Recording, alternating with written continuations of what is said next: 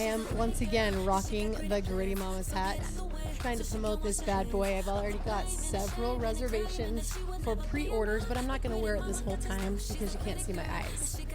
There's like a shadow. But remember, the back has this awesome lacing where you can fit your ponytail in the hole of your choice. Are we 12? I know. Oh.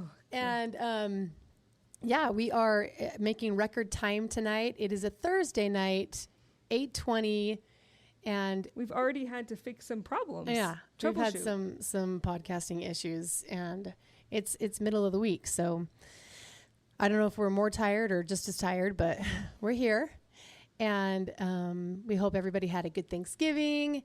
And I'm sure everybody is running around with their heads cut off, getting ready for Christmas and all of the holiday bustle. And with Christmas coming and with the New Year coming, and if you're like me and you have a lot of kids, I have a birthday a month. I have like 2 months out of the year where there's no birthday. And it's wild. Blessed February and March. And then there's Valentine's Day. I know. And St. Patrick's Day still. But I cherish those 2 months because it's like the one time out of the year where I am not like, this sounds terrible. It makes me sound like a terrible mother, where I'm not thinking about who do I have to buy something for. But Kenya she turned 8 in November. And so if you are familiar with the LDS Church or are a member of it, you know that 8 years old is a big deal in the faith. It is. Because we get baptized and we become a member of the Church of Jesus Christ. Take on Jesus' name. Yep. And make all those promises. If you are familiar also with the Kit Kat promise, are you familiar with that? I've heard of it. Yes, it's the very trendy talk that is always given at baptisms. They use a Kit Kat bar, and the KAT stands for keep the commandments, always remember him, and take his name upon you for cats. So they'd give a Kit Kat for a baptism. I've always seen the bear. I don't know the bear. Like bear one another's burdens. Oh. Bear Christ's name. And there's a third one, but now I can't remember. So bear it's got to do something with the commandments. But all that to say, we have a baptism coming up, and anytime there's a baptism, and then also January is coming up, and new little deacons are ordained and teachers are ordained. And in our church, we have kind of this line of authority and priesthood, or is that how you would say it? The priesthood line of authority. That works. Yeah. Deacon is like the 11, 12, 13-year-olds. Teacher, I'm guessing, are 14 and 15, something like that. Yeah. And then the priests are 16, 17. Then you become an elder at 18, I think. Yeah. I think I have that down. I never focused or cared because I was always a girl. We didn't have to worry about passing the sacrament. We didn't have to, and there's times where women will say, well, why, or even my girls, well, why don't we pass the sacrament? Why is it always the boys? And I'm like, look, sit back. Relax and let them serve us, let them. Well, our ward has started doing the girls welcome everybody to church. That's the new, the young women. So now they're greeters. Yeah, they are greeters. So we have different roles, right? I'm like, well, we give babies. We birth babies. Let them do this, because if we start taking over the sacrament, then the men will just sit back and relax while we do all the work. I have said something to that effect before, like, I'm really happy they have something to do that I don't have to do. Like, exactly. I'm totally okay with that. So, but this brings up lots of emotions. This is a podcast I've been thinking about for a long time. And I think it's a good time to talk about it because the time is now. We've got an ordination coming up in my family. We have a baptism coming up in my family. And that brings up a lot of pain. It brings up a lot of emotions and a lot of trigger points. I mean, it's like you're re-traumatized, so to speak, because, again, when he left the family, it's as if he died overnight, and then suddenly you see him. Well, you don't see him even when he comes to get the kids. No. You guys do the exchange at a church, right? Yep. So I haven't seen him physically in months. If you're not in court, these ordinations and things are the time that you see him. So you're mixing like emotional trauma with what should be a spiritual joy. Day. Yeah. And that is really confusing and hard to take emotionally and process. It's a really hard thing to process. It is. And I mean, I speak, I think, for all women out there who have gone through high conflict or a painful separation, divorce, whatever you want, death.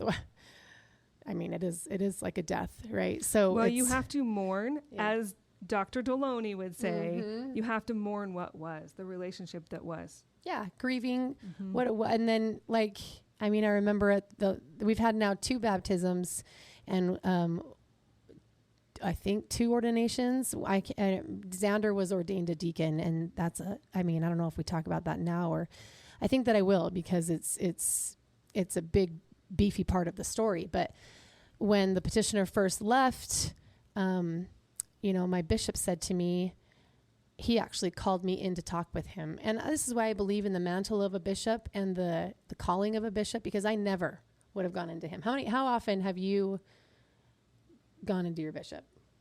I mean, on a personal level. I don't think ever. Right? I mean, I know.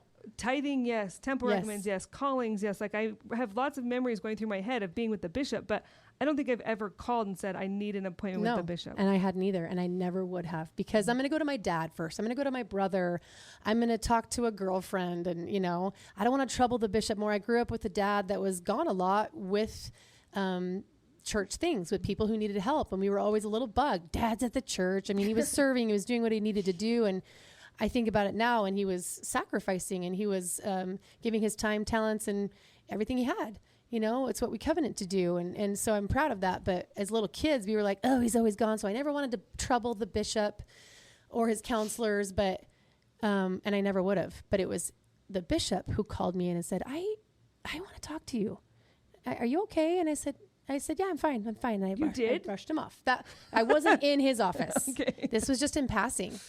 And then Ari was about to be interviewed for his baptism by the bishop. And I think the petitioner must have been touched by the Spirit and didn't realize, because he had, it's a long story. He had left, but he came back it doesn't matter. It's neither here nor there, but he was home at the time is what I'm trying to say. And I said, would you like to go with Ari for he had already told me he was leaving. So it was already painful and awkward, but I said, would you like to go to the baptismal interview with Ari? And he said, no, I think you should go. And I was like, okay. So I took Ari to the interview. And then when Ari was done, the bishop again, the second time in the same day, said, are you sure you're okay? Something just seems off. And so the bishop didn't know yet? No. Oh, no. Okay. That's why I'm saying, oh my gosh, okay. The mantle is real. He felt it. He did. And so I, of course, broke down into tears. Like, he doesn't want to stay married. He wants to leave. He's done. He wants out, all the things. And that's when he asked, and we had just had the baptismal interview with Ari, and he said to me, well, now this begs the question, do we have him baptize Ari? If he has treated you like this, if he has decided he wants out and is going to leave, because I shared other things with him, not just that he wanted to leave, but like the reasons he was telling me that he was leaving, and in the manner that he told me were all, a part of this discussion. And he said, well, then that makes me wonder if he should even be baptizing. And I remember saying, if you take that from him, I will be the one that's punished. He'll never let me live that down, and I'm sure that's the same for a lot of women who have been in this position where you're blamed and punished if they don't get their rights or privileges to whatever it may be. Because let's pause for a second and say, for people who aren't LDS, it is very common and traditional for the dad to baptize their own kid. It's not required by any means, and there's tons of baptisms that don't follow in that manner, in that pattern, but it is just generally assumed that if an 8-year-old child is going to get baptized, that if it's not a dad, it's going to be like, sometimes there'll be an older brother that will do it or something like that. Like, anyway, so it's a rite of passage. A lot of fathers, I think, look forward to it. Yeah. Yeah. It's just, it's very cultural here in Utah. I'm assuming everywhere else, but like, you have dad dressed in white and daughter or son dressed in white next to them, and that's like the picture that's in every Mormon scrapbook. Well, I would also say, so I didn't know if I'd bring this up or not, but when one of my kids got baptized, my brother is like our favorite human on the planet, and he lived far away, and they thought, if we invite him to baptize, then we can fly him in and we'll surprise mom, and like she'll be so happy because her favorite person is here and it will be this fun party. And so they actually invited my brother to do the baptizing, and which, I mean, I didn't know till the day of, and it was fantastic, all the things. However, wait, you didn't know till the day of? No, they surprised me that he was coming in and that he was going to do it, right? It was either the day of or whenever he arrived. If it was like the day before, the day of something, like they made a scavenger hunt of envelopes for me to tell me. And wow. Because they just know this is the sibling that I named a kid after. Huh. So he's like my bestie, right? Like I love this guy. But the conversations that came after that were like, well, was your husband not worthy? Did he not want to? Does really? He like, yeah, because there's it's this assumed, it's implied. And it's like familial, like Idaho is just a lot like, I mean, Southeast Idaho is basically like Utah, you know, lots of members there and some of the similar cultural things. And that was kind of the assumption that was made. Like, why wouldn't he want to have that privilege of baptizing his own kid? And my husband's not really like that, you know, he's just... So he was on board. Yeah, he's done it for several of our kids, but he didn't do it that time, and he was totally fine with it. Yeah. But I think there are assumptions made when you don't, and so that's another thing to think of is like, well, if the bishop was to take that, is the petitioner going to worry about how it looks? Yes. Right? Yes. And so when I said to him, this is not going to be good for me, you know, legally speaking, or even emotionally, I guess, at this point, I'm still trying to save the marriage. I don't think he's really going to go through with it. I'm doing everything that I can to basically change my whole being to what he wanted me to be, because I wasn't enough, I felt, right? I wasn't this, I wasn't that. If only I had been this, he wouldn't be wanting to leave in the first place. You're blaming and you're gaslighting yourself. And so I said, if you take that from him, then this is going to like foil the plans, you know, of him coming back to me. And so anyway, he did baptize Ari, and it was extremely awkward because nobody knew but me and the bishop. Nobody knew at the time. And I remember seeing him at the baptism. That was the first time I had seen him in a week because he had taken off for Vegas, but came back the day of the baptism and left an hour after the baptism on a flight back to Vegas, like in and out. And he wasn't wearing his wedding ring. And that was after 6 days. And I was just like, oh my gosh, he's already removed it. Like I was trying not to just break down into tears. And my heart was racing, beating out of my chest at this, because I didn't want to mess up. I didn't want to do anything wrong to make him be like, oh yeah, see, that's why I'm leaving. And it was turmoil. And I'm like so sad looking at myself. I know, because he had no ring on, and I'm just like staring at him baptizing Ari, and it was painful. And so... No wonder all of these have such triggering effects on you. I know. Because here we are again, right? Kenya's turning 8, or she is 8, and it's time to get baptized. Have you had one in the middle of that? So yes, so Treyu was baptized after that. And let me say that in the church, it's up to the person getting baptized who they choose to have baptize them. I said that in a weird way. But you get to choose who baptizes you. In a healthy marriage, if everything is healthy in these relationships and parents do what they're supposed to and put their kid first, it is very much so something that you say to your kid, well, who do you want to baptize you? Like, it's not who mom wants. It's not, well, first, do you want to be baptized? It is their choice. Just because you're 8 does not mean you have to get baptized. 2, who would you like to do it? And if you have a healthy marriage, then the mom and dad are both like, great, we're on board. Yeah. Let's do it the way you want. But if there's unresolved feelings, if there's bad relationships or whatever, it's not that easy. It's, well, I want you to do this, or I want you to do that, or mom, they can gaslight. Unhealthy relationships lead to poor decisions. Yeah. Let's just say that. So my point is that it becomes not about the kid. Yeah. Right. So it's supposed to be about the kid and the covenants they're making. That's what it's supposed to be. It is. And I think what's difficult about that is I think probably only in LDS divorce decrees does it state father will have the right and privilege to all priesthood ordinations in the LDS faith. Well, the LDS church is the only one that has these kinds of things. Yeah, but that is in decrees all the time because, for obvious reasons, lots of mothers don't want the dad to perform it if he has been abusive to her, if he has, whatever other parents who have maybe separated amicably are all for it, dad baptizing the kid, even if they're divorced. But in my case, I did not have a divorce decree at this point. I was just hoping that he would come home. But having said that, both Ari and Treyu chose him. And even though it stung, of course I was going to be like, okay, I had to push my pride aside, right? Yeah, if that's what they want, then great. That's what they wanted. But I was also thinking to myself, from my first interview with the bishop, well, is he going to be able to? Because things have now transpired since Ari, and then a year and a half goes by because I'm having a baptism every year and a half. Right. Right. That's why I was like, wait, there was another one in there. I know, exactly. So every 18 months I have a new baptism. I would have a new baby every 18 months. And so they're following like just right in the footsteps of the other. And so I wondered if it would be the same thing. I wondered if he would say, well, should we allow him to? But at this point, the petitioner is no longer in my ward and is no longer under the jurisdiction or stewardship of the bishop, my bishop.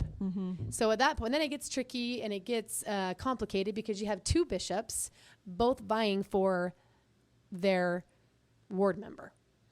And it was complex and it was upsetting, and it is and I'll just say the words, it was degrading because and in between all of that was an ordination for Xander to become a deacon. So before second baptism happens, Xander is 11 and becoming a deacon, and he wants now grandpa to ordain him. And I was like thrilled because it would, I felt that was better for me, right? But that's, luckily he wanted him. Yeah, say you didn't tell him to do that. That's just no, what he wanted. I didn't persuade him. I didn't coerce him. I didn't manipulate him. But I mean, to be candid, I was like, oh, good. That's just human nature when I've been so destroyed. Well, okay, let's just pause for just a second because I have to tell you this thing that Lynn Scoresby, the best therapist. He's a BYU professor, but I saw him in the capacity of a therapist, right? Yeah. And he's amazing. But one of the things that he taught me is if you are sitting on a park bench and you're anxious for whatever reason, doesn't matter. You're sitting on this park bench, you have never seen a cat before, and in walks a cat across you, okay? When you see a cat the next time, what emotion are you going to feel? Startled, nervous, scared, anxiety. Anxious. Yeah. Like if you're sitting here and you're already anxious and then you see something during that event, it's going to trigger you. Yeah. I don't believe he used that word, but you're going to trigger, right? So here you are, you've never been divorced or left before. Yeah. Like you have this thing going on the back part of the back burner. What am I trying to say? Yeah. And then you have this baptism.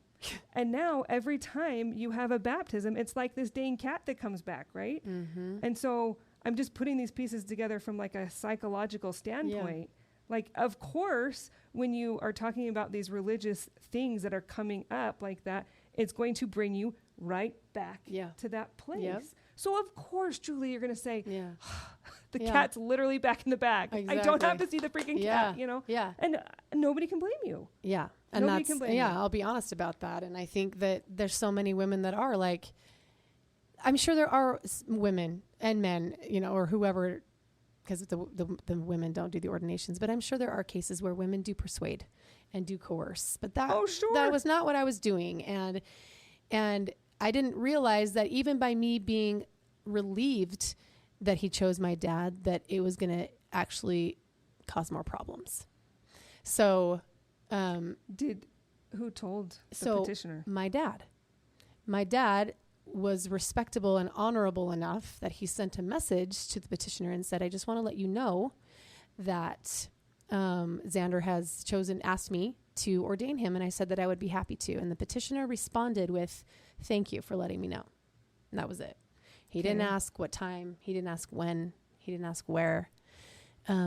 Because another thing for people who are not LDS, when you are confirmed a member of the church after baptism, or when men are set apart or ordained, or when anybody is set apart, because men and women do that too, but there's a circle. There's the voice of the blessing or of the ordination, which is what you're talking about. Yes, who gives the blessing. Do, right? But there is no reason, I actually read up on this, there's no reason that he couldn't can't have be in the participated in the whole circle. Yeah, so if it's about your kid, and if it's about your kid and not about you, and you're totally happy with whoever's the mouthpiece of this blessing, you show up and you stand in that circle. Yeah. Is that all right to say? Yeah. I mean, because it's in the handbook. Even but it's from the perspective of emotional, of a healthy emotional relationship and boundaries and an understanding of the ordinance itself. Like, you still want to be in the circle.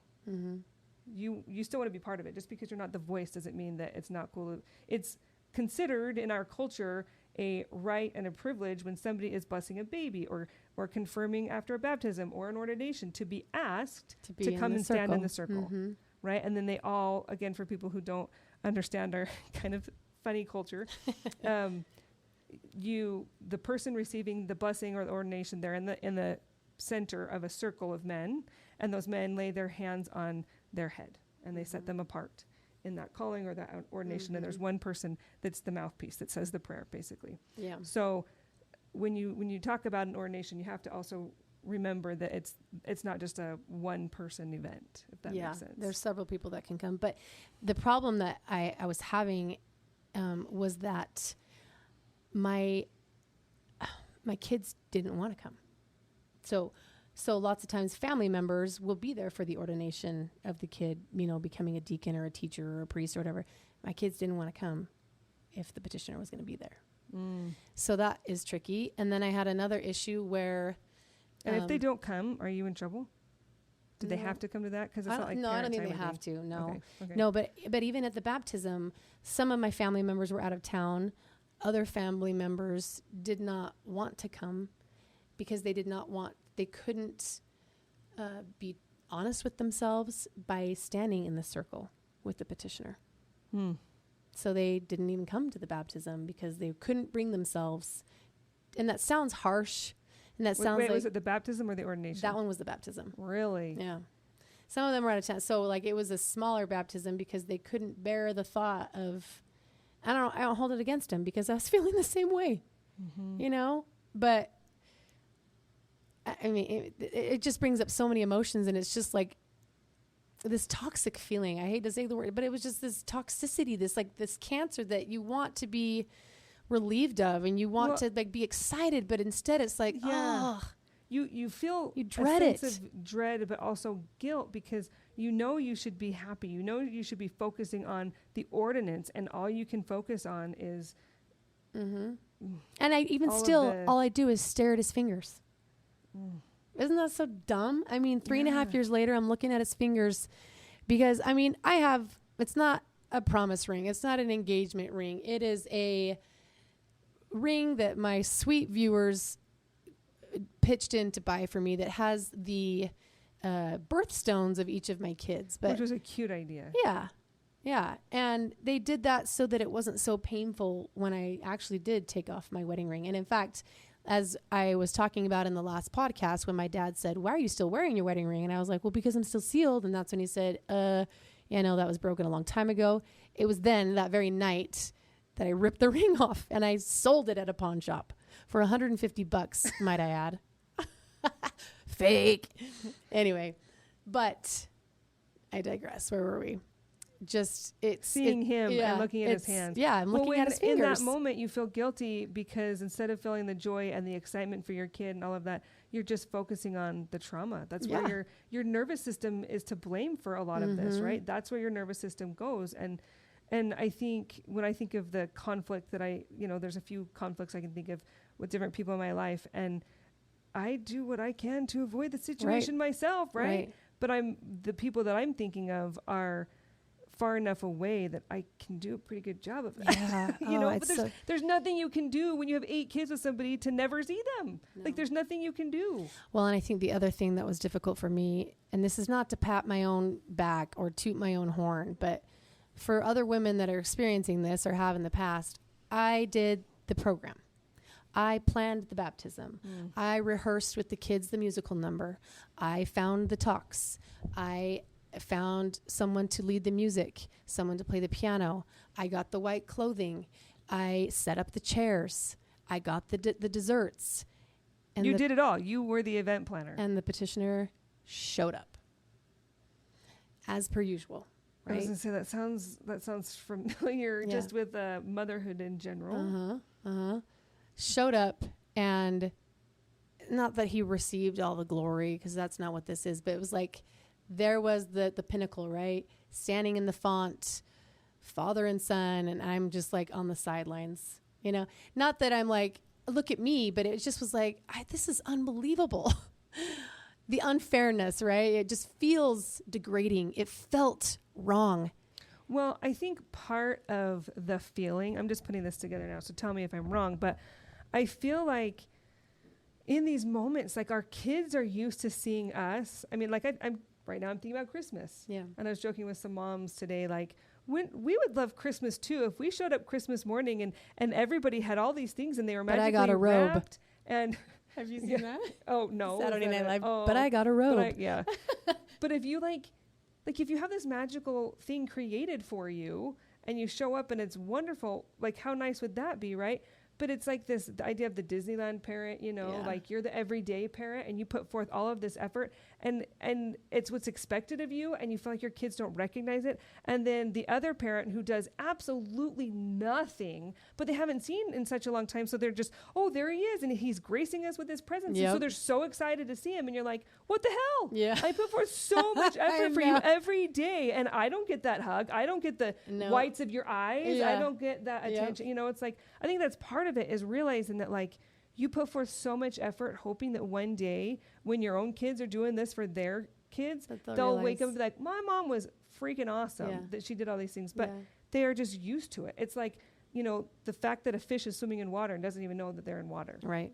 And it's like when he would come home from trips, like a 2-week, like for example, a Tabernacle Choir 2-week trip. I would go quick to the pharmacy and just buy a bunch of treats or like 8 special little trinkets or keychains, and I'd give them to him and I'd say, here, give this to them, as if you brought it home for them for a souvenir. Oh, and he ate that up. He was just like, look what I brought home for you. And you know, I had gone and purchased it really quick because I just knew it wasn't something on his mind. I just knew it wasn't going to happen. And I knew that it would make the times that he was taking off again more bearable because Dad's going to bring home a little treat for us. Well, the idea with the treat is it's symbolic of Dad hasn't forgotten us when he's gone. Right. When he leaves, he's still thinking about us. So I did a lot of protecting and a lot of defending and a lot of, relationship building. And it wasn't my relationship to build. I mean, so all of that, okay? So like you get the big picture of all of it. And this isn't, I'm not trying to be this big feminist and say the women do everything and we're responsible for all of it, but life is better, more magical, more comfortable, more convenient with women. Men live longer when they are married to women. Like we just make the world a better place. We are more in general. Obviously there's going to be men that fit this and women that don't. Mm-hmm. I understand this. It's a big generalization. But women are more tender, more thoughtful. They see more, they act more on what they see. They're more intuitive, right? Yeah. And I would say generally more selfless. And we're programmed to do different things and be different. It's like why we make a good team, you know, because I could say the same of my husband, right? Like he goes and does stuff and is way more successful out of the house than I ever would be because those aren't my... I mean, that's not true. He keeps trying to tell me that I should go be a software salesman. He's like, you go sell software and I'll retire. And I'm like, oh yeah, whatever. You'd be so good at it. He just, cause I just love people and want to talk forever. He's like, oh, you could go do it. So I'm not saying I couldn't make a living, but he uses the skills that he has to be very successful so that I can do what I do. Exactly. Yeah. We're a team and it's meant to be that way. And I don't think I didn't have a problem with it because we were both coming into the marriage under the understanding that we would have traditional roles. Mm-hmm. He would work outside of the home, although I was a sugar mama for 5 years straight, until he became a citizen, until he could drive, all those things. But once I started having kids, I was happy to do all the intuitive, thoughtful things. hoping and wishing that he would kind of keep his end of the bargain, which was not always happening. I think that's what made it so frustrating, because I was like, well, at least set up the chairs, at least put them away. But he took off right after the baptism. So this gets into the next conversation that I had with my bishop upon the ordination. And now time has passed and legal papers have been filed. A lot of arguing back and forth, a lot of hurtful things. I was called mediation. Mediation, I think, had happened at this point. When you do mediation, maybe it's different every time, but are you seeing him face to face? Are you in two different rooms? We were in two different rooms. Okay. Well, we weren't even in the same building. Okay. So the mediator was talking to us in a room, and then he'd go on Zoom and talk to them while he was at their office. But some people have had to do it at the same room, in the same room, at the same table. Like that sounds like torture. I actually have a friend that was a mediator for a while, and when she tells me the story of it, it's actually wild. Like she spent all day with a couple who was fighting over who got the kitchen table, and she'd had it, and she goes, "Do you guys realize that you just spent more paying me than your table is worth? Do you realize this?" So it's so I think maybe with COVID, it probably has changed some things too, where people do a lot more Zoom calls and things. And so thank maybe heavens, that's better. Yeah. Because even with the deposition where you're questioned for 4 hours, I was like, do I have to sit and luckily he was in a different room, but listening, like spying, listening, because then he would, and I did the same thing. He would text his lawyer and ask her this, what about this? Yeah. And so you'd hear the phones pinging while you're in this horrible deposition, just being grilled by opposing counsel who already like hates you, and just wants you to fail. And anyway, so I've been called a liar. I've been called toxic. I have been called unfit. I've been accused of poisoning the community. I've been accused of the smear campaign, of disparaging, defaming. I'm the reason he can't get work. What's the word to describe when you won't let the kids see him? Alienation. Alienation, yeah. Accused of alienation and of gatekeeping. And these attorneys are trying to get around words. So now the word alienation is, they try to steer clear of that because it has such a bad connotation, because now we're all like, the alienation, it's an alienation industry. Now they're saying, well, the child has aligned with the other parent. Oh, please. Or they'll say there's enmeshment going on or gatekeeping. Same with abuse. Like if there's an abuse in a marriage or with kids, the corrupt reunification therapists or court appointed officials and experts that I'll put in quotes and say loosely, they say, oh, it's not abusive. It's just inappropriate parenting. So they'll change the words. I hate the wordsmithing. Oh my gosh. You hate the word what? I hate the wordsmithing is what they call it. Is that what they call it? Yeah. If you know your way around a dictionary, man. Actually in this case probably a thesaurus too, it's like, well, that's not abuse. It's just inappropriate parenting. He's fine. And it's just, and then you're gaslit. Because inappropriate doesn't have any value. Oh my word. So anyway, all that to say is I had a lot of emotions, anger, resentment, bitterness, hurt, pain, and yet still I'm like hoping, wishing, pleading that things will, I don't even know if I came to terms with the fact that he was done for at least 6 months. So, but anyway, I approach my bishop, or he approaches me and says, okay, we need to talk about Xander's ordination. And, I said, let's see, is this about the ordination or the baptism? They're all getting jumbled. But anyway, I said, the bishop said to me, look, Julie, we know that he's not providing for you. We know that he has abandoned you, but he has not abandoned you for someone. And I just went like this. Mouth wide open. Jaw dropped. And I said, excuse me? I said, well, he has to abandon for some, like it has to be sexual? Someone other than himself. Because I could argue that he abandoned. Well, yeah, I mean, he abandoned for music. And he has stated himself in his own interviews that you can find online that music became his mistress. He said it in his own interviews. And like so post-divorce. Mm-hmm. No, even during it. He's like, I was talking with a therapist and I felt like, music had become my mistress and I was kind of what was the words? Just neglecting my wife. And I was like, oh, that's so sweet. He's thinking of me. But it was just like super telling. But when my bishop said he hasn't abandoned you for someone, so he is eligible and considered worthy to ordain and to baptize. And I just like stared at him. And I said, Bishop, this is why women leave the church. And he said, I know. And I agree with you. He said, but my hands are tied. Well, he's not his bishop. Yeah. And that was why. He said, we've taken this to the stake president. We've taken this to the area authority. And it's kind of gone up the chain of command and come back down. But ultimately, like we read the handbook and I wanted to like throw the handbook in his face, even though I know he was like on my side and was wanting what was best for me, but he has nothing to do with the stewardship of the petitioner. And he has to trust that wherever the petitioner is in his own spiritual journey of repentance or whatever his bishop thinks he needs, your bishop has to trust that it's unfolding the way that it should, that he's honest with his bishop and the bishop is honest with him. And if he is in a place where he should be allowed to do these things, your bishop has to trust that bishop, and that bites. Oh my gosh. It blows some serious chunks. And I did not know what to think about that or say to that after. I was just fuming because I was like, how dare you say this to me when you just said, we know that he's abandoned you. We know that he is not providing for you.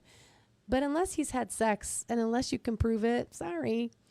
Unless he's had an affair. Well, because here's the other side. Here's the devil's advocate is, according to you, he abandoned you. Yeah. He could be telling the story that you abandoned him. Of course. He could be telling his bishop the story that, you won't let him see the kids. You kicked him out. Yeah. And so when it comes to these things, it really sucks because having a dad in law enforcement, right? He always likes to play devil's advocate. And I think I've said on here before where I'd say, but Dad, that doesn't make sense. And he'd say, of course it doesn't make sense because you don't think like a criminal, you know? It's like, you don't think, oh, well, the other person could be telling lies. That's not where your brain goes, right? But as law enforcement, somebody who is working cases, you have to assume that everybody's lying. Yeah. You have to do your due diligence and find the truth because you can't assume the truth from anybody. And his bishop has to assume that you're lying, and your bishop has to assume that he's lying. And so it is a he said, she said. And I felt bad for my bishop. I did. Even though I was mad at him, I knew it wasn't really him. But you still want to take your anger out on him. Yeah. And I said, I'm so sorry. I know that this is not your decision and that you're not doing this, but like, I'm fuming, Bishop. And he said, no, I know you are. And I understand. And I wish that I could do more or say more or prove more. But at the end of the day, there was no proof of anything sexual. There was no proof of abuse in their eyes, right? Whether it was in my eyes or not, it didn't matter. And I was not okay with it, but you can't do anything. No. And even if I did try to interfere, I would have been punished by the court. But I was punished by the court anyway. Yeah.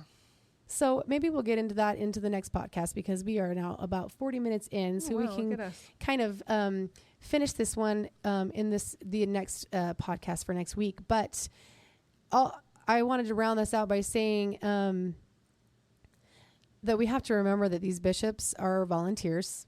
They are doing the best that they can. They are not trained therapists. They are not trained counselors. They're literally volunteers. Yeah. They're just... They're not men. Psychologists. They're not trained in counseling. They are not. All they are is good men trying to live by the Spirit, trust in the Lord, that they will be guided and directed to do what He wants them to do. They are not like in the LDS religion, I guess we'll just say, because it's not culture, like in our doctrine, but also just our religion.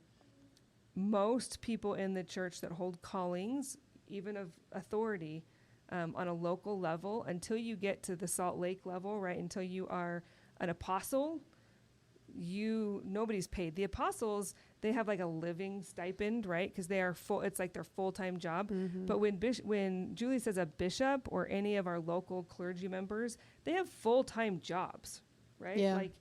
Yeah, that's why my dad was always gone, because he would be at work. He was a lawyer during the day. Yep. And then he'd go to the church at night and help people. And they're just doing their best. And as so much. This is extra community service. Yeah. On top of. And it's hours upon hours of dedication and service. And I didn't want to take that out on him, but I was so angry. And I think part of the reason that I was so bugged is because, like, I did have proof, right? I had 10 years of vlogging. I had documented with footage that the dude left, that he was no longer in the picture and had been gone for 2 months. And it wasn't enough. It didn't matter. Even if I showed it to them, even if I showed it to the courts, they want the dad to have the right at all costs. This was my point too in some of this, is that it's really difficult because we're enmeshing the law with spirituality. The church, it's like the separation of church and state, right? It's really hard because to us it's all the same. Yep. It's our lives, one affects the other, but legally and technically they're not supposed to really interact a ton. And like you said before earlier today when we were talking, the church cannot get involved in the legal stuff, or they do their best to stay out of it. But the legal stuff does get involved into the church stuff, and they shouldn't be able to, but they do. Starting with in your decree saying your ex will baptize and ordain your children. And I will say I did agree to that stipulation. It says in the decree that the petitioner has the right to perform ordinations and baptisms as long as his priesthood leader deems him worthy. And I was like, yeah, I agree with that. But I was also under the assumption, or I don't even know it was assumption. I was like, well, as long as the child chooses him, because the handbook also says it's up to whoever's getting baptized. They get to pick who baptizes. But because the stipulation says that, it doesn't matter whether the child wants him to baptize them or not, because it's in the decree. It states there that it's his right. Well, even though it says in the church handbook that they get to choose, the court will come and say, no, they don't. They don't. And I know this because this is happening to me. So we'll end this kind of with a continuation for next time, because I do want to talk about kind of what happened after that and what made me feel better in the end, and what I have kind of held on to keep me from leaving the church myself. Well, to keep you grounded and to remember that it's the gospel is true, but people are not. And unfortunately, the only thing the Lord has to work with is imperfect people. Yep. And I kind of was, I guess, saved by a quote from Elder Ezra Taft Benson at the time that kind of just made everything feel better, and just I kind of put it on the shelf and put it to bed, because I was really grappling, and I know that a lot of you are too. So stay tuned for next time, and we'll get more into the gritty parts of this, because this one is tough for me. Thanks for watching, and buy a hat. Buy a hat. So now you know what it means to be gritty. It can be dirty, but